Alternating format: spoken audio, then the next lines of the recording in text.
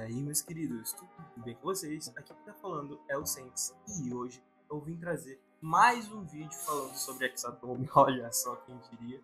Aqui hoje eu vou falar, eu vou conversar sobre algumas coisas que a gente teve no episódio e eu não consegui falar, né, no vídeo de primeiras impressões.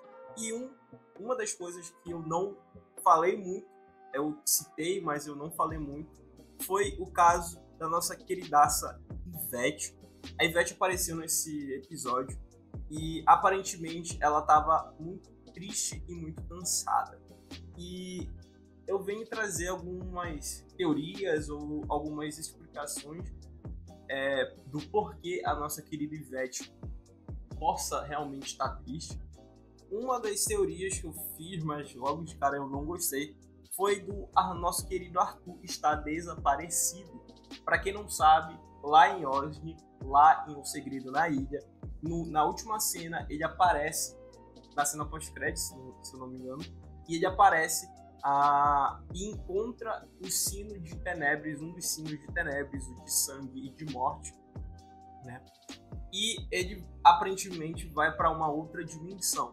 E essa teoria é basicamente falando que, se ele foi para uma outra dimensão, em tese, talvez ele não saiba sair de lá. E se ele não sabe sair de lá, enfim, tá lá ainda, né? Então, talvez seja por causa disso, talvez o Arthur esteja desaparecido, mas eu não acho que isso vai acontecer. Eu acho que o Arthur ele voltou já para a base da Ordem, até porque se ele tivesse desaparecido, eu não gostaria muito, porque a gente já teve muitos arcos de desaparecimento de agentes. Um desses arcos foi com a Liz, que é a mais conhecida lá em Desconjuração, mas outro que a galera se esquece é do próprio Thiago. O Thiago foi sequestrado pela Aracnazita e a galera teve que salvar ele. E eu não gostaria de rever esse mesmo plot de novo em Calamidade Parte 2, até porque Calamidade Parte 2 é um desfecho já de tudo. Então, uma das explicações que eu acho que ela pode estar triste é que o Balu e o Dante podem estar ou desaparecidos, ou mortos, ou ter virado outras coisas. O Balu, principalmente, estava começando um relacionamento com a Ivete, né? A gente viu ele se beijando no final de Calamidade Parte 2. Então a gente pode correlacionar já eles ali. Então pode ter acontecido alguma coisa com o Balu. A última aparição dele, entre aspas, não me lembro se é a última, mas é uma das aparições que ele tem, é em Espinhos da Aurora Escarlate, uma campanha oficial que o Selbit lançou junto com a Jambô, e é canon. Então, em um dos finais, o Balu aparece. E, se eu não me engano, em um final que todos morrem, né? Talvez esse seja o final canon em Ordem. E se esse for o final canon, talvez o Balu possa estar morto agora na data de agora em Ordem. Outro que talvez possa explicar essa tristeza da Ivete é do Dante, né, ter virado o magistrado. A gente sabe que a última aparição do Dante é em Snow, em Sinais do Outro Lado, só que lá ele ainda tá de boa, ele ainda tá safe, mas lá em Calamidade Parte 1, lá no final, a magistrada, aviso de spoiler para quem não viu Calamidade, mas já fazem 5 anos, basicamente, 4 anos, a magistrada ela morre, a portadora morre, né? Então, entidade, e a máscara fica com a Ordem, né? Ao que tudo indica. E o Dante foi quem pegou a máscara, ameaçando de colocar a máscara. E talvez agora ele tenha colocado e o Dante já não existe mais. Se o Dante colocar a máscara do desespero, né, a máscara do equilíbrio, ele simplesmente, a consciência dele deixa de existir e dá lugar à magistrada. Né? Mas um outro fator que pode ser também uma das explicações para que a Ivete esteja triste, é que a Ivete, ela perdeu duas pessoas recentemente, pessoas muito especiais, que é o Joey e o Kaiser. Joey morreu no final de Calamidade Parte 1 e Kaiser morreu lá no final de Desconjuração, só que ela só soube que ele tinha morrido de fato lá em Calamidade, lá no final de Calamidade. E junto com o Joey, né? O Joey, ele morreu um dos últimos episódios de Calamidade. E eles fizeram, né, um enterro, um funeral. E isso sim pode estar acarretando ela está mais depressiva, né? Imagina, ela sabe que esse mundo da Ordem acontece essas coisas e o Arthur, o único filho dela, ainda está por aí trabalhando, né, com isso. E talvez isso esteja deixando ela muito preocupada, muito deprimida também. Uma das referências que eu notei foi, todo mundo notou, né, foi o quadro aqui de pontos, né, da Sinuca, o nome do Balu, o nome do Rubinho, do Arthur, da Ivete, do Tristan, eu não sei do Samuel, porra, como que eu consegui esquecer do Samuel? E aqui a gente tem a nossa querida Van do Chico, lá de Sinais do Outro Lado, e isso pode significar que o Chico já possa estar em operações, ou pelo menos já está na base da Ordem sendo tratado junto com o resto dos 5.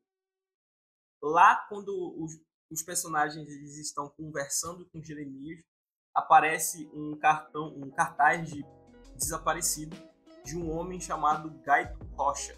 E talvez esse jovem, né, ele tem 19 anos, talvez ele seja um dos sacrifícios que a gente já vai chegar a comentar sobre isso. Agora, partindo para a parte mais lore dessa temporada, eu vou primeiro falar de quem é o Giovanni e o grupo dos Transtornados, né? E também falar um pouco sobre a Cleo e sobre a relação com a Agatha. Para quem não sabe, o Giovanni Obspor, ele é o pai do Gabriel. E quem é Gabriel? O Gabriel, basicamente, é a Agatha. Só que o que acontece? Lá em Iniciação, na primeira temporada de Ordem, a Agatha troca de corpo com o Gabriel e o Gabriel vai pro corpo da Agatha, né? Então lá o Gabriel ele se torna a primeira decodificada que a gente vê na série do Ordem, e a Agatha desde essa época fica com o corpo do Gabriel. E a gente achava que o plot dos pais do Gabriel nunca iria voltar, mas aparentemente está voltando com o nosso querido Giovanni, e a gente não sabe muito bem quais são as suas intenções, só que a gente sabe que ele é o pai do Gabriel, e talvez a mãe do Gabriel também esteja com ele nesse plano, a gente não sabe, mas muito provavelmente o Giovanni queira o filho dele de volta, o Gabriel dele de volta, mas também possa ser outra coisa, talvez ele queira alguma outra coisa com relação ao Gabriel, talvez ele já saiba que o Gabriel morreu, já que ele é um ocultista, talvez ele já saiba que o Gabriel morreu, queira saber aonde a localização do corpo do Gabriel está, justamente para ele ver quem está no corpo dele, né? Então a gente tem esse plot relacionado com a Agatha, e por isso talvez a Agatha seja um dos principais pontos nessa história. Talvez ela seja um ponto-chave nessa história. Talvez ela vá para o Hexatombe por algum motivo. Talvez esse motivo seja o Giovanni simplesmente falando: traga-me o meu filho de volta, para seja lá o que for o desejo. Agora, falando sobre os transtornados, gente, eles foram apresentados lá no livro de regras oficiais do Ordem, lá no primeiro livro. E eles foram apresentados há muito tempo. Tanto que esse é um dos grupos ocultistas que a gente pode usar, né, como mestre para os jogadores irem contra, né? Irem contra esse grupo. E os transtornados, eles basicamente são um grupo alucinado por dor. Eles são ocultistas de sangue, então, como bons ocultistas de sangue, eles buscam sentir emoções intensas, né? E uma dessas emoções, né, que eles sentem é basicamente a sensação de prazer com a dor, né? Então eles têm essa parada meio maluca. E não só isso, né? Os transtornados, eles têm uma relação, uma correlação com o próprio diabo. Então, talvez o plano do Giovanni, o plano dos transtornados, os desejos deles, não necessariamente só exista o Gabriel ali nos planos. Talvez o plano seja algum tipo de intenção com o diabo ou alguma coisa assim. E falando agora da Cleo, coitada, eu achei que a Cleo era uma ocultista muito foda, muito da hora. E na verdade ela só era mais uma policial. Enfim. A gente ainda não sabe porque ela desapareceu naquela hora. Talvez ela não tenha desaparecido logo ali. Talvez ela simplesmente tenha desaparecido depois de quando ela saiu dali da delegacia. Mas a Cleo foi sequestrada por esses transtornados. E basicamente ela vai ser do grupo dos transtornados. E acho que eu vou dar o mérito para mim, porque eu meio que acertei ali chutando no lugar errado, mas eu meio que acertei, tá ligado? Ela vai se tornar ainda uma ocultista. Então, e gente, ela vai ter que se transformar numa ocultista, pelo amor de Deus. Se ela não se transformar, ela vai morrer. Isso é um fato. Ela já foi pro Hexatomb, ela já está dentro de lá. A gente viu ela passando pelo portal esse que a despedaçou, né? Então a gente sabe que ela vai ter que se tornar uma ocultista ou ela vai morrer. E explicando agora um pouco de como funciona o Hexatomb e como ele vai se desenrolar. Basicamente, o Hexatomb ele é um ritual. Lá no começo, lá no início do episódio, a gente vê a Agatha falando que o próximo, acho que é o próximo, é no dia 21, então no dia 14, no dia 21 ia ter a próxima lua de sangue. E ela não sabia muito bem como que ia ser, né, o ritual, mas ela sabia que ia ter sacrifícios durante os dias posteriores do Hexatomb e no dia do Hexatomb, no dia final, quando a lua cheia chegar. Como que funciona o Hexatomb? O Giovanni, ele explica pra gente. O Hexatomb, ele é basicamente uma arena, um Battle Royale das pessoas, dos ocultistas, para que esses ocultistas, eles, no final, o grupo do ocultista ganhe um desejo ou os ocultistas ganhem desejos. Como que vai funcionar isso? Basicamente, os ocultistas eles fazem um tributo à entidade de sangue e esse tributo pode ser aceito ou não. Nesse caso, no caso da temporada, o tributo, né, do show dos Psicólera, com todo aquele massacre, foi aceito em tributo e foi aberto os portais, o portal, para que os Psicólera, os transtornados e os killers fossem o Hexatomb. E como vai funcionar o Hexatomb? Basicamente, vão ser 6 grupos de 5 protetores e 1 sacrifício. E esses 5 protetores, eles vão, ao mesmo tempo, proteger o sacrifício que eles estão e caçar os outros sacrifícios. Ou seja, vai ser uma briga generalizada. Vai ser sangue para tudo que é lado. Porque os killers, eles vão ter que caçar outros sacrifícios. E os sacrifícios, eles vão ter que... O sacrifício dele vai ter que ser protegido por eles. E aí que entra a parada. A gente viu que quando os agentes entraram, né, quando os killers entraram no Hexatomb, a gente viu a nossa queridaça símbolo, nosso querido símbolo aqui, que é o símbolo das 6 luas. E não só isso, a gente viu o sacrifício dos killers lá na cena pós-crédito.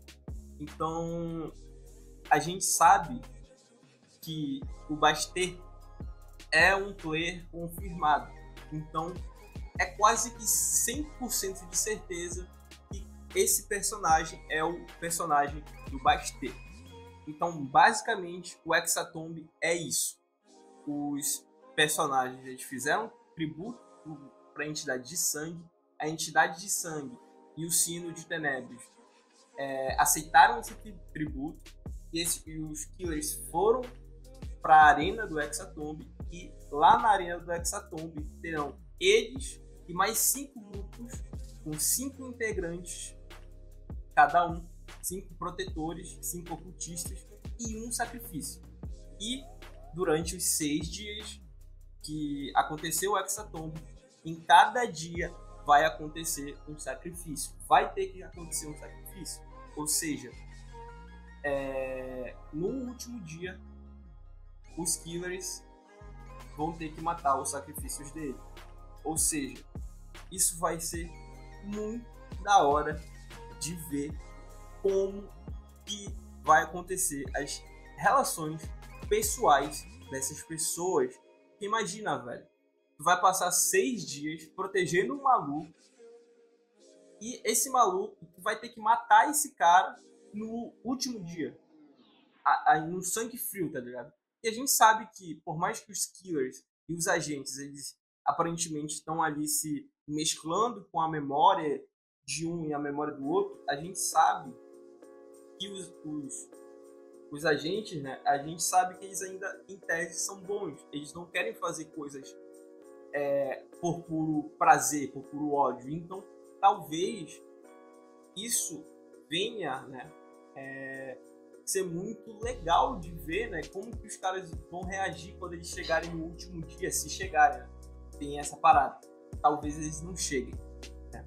E uma outra parada aqui é sobre o sino, né? Apareceu o sino de Tenebrios, o sino que é basicamente repleto de espinhos, e ficou muito foda esse sino. A gente ainda não viu ele em tela, isso daí é mais uma cutscene, né? Então a gente ainda vai ver, mas eu tô muito ansioso pro próximo episódio. Esse aqui foi mais um vídeo sobre Hexatomb, explicando esses pontos aqui. Eu vou fazer um outro vídeo falando sobre o feedback da temporada, né, para com o público do Cellbit, né, o feedback do Cellbit da temporada para com o público. Mas isso daí é papo para outro vídeo. Esse aqui já ficou muito grande, eu acho que eu vou ter que condensar ele demais. Mas basicamente é isso. Eu espero que vocês tenham gostado. Eu fico muito feliz de vocês terem assistido. E fiquem bem, fiquem com Deus e até a próxima.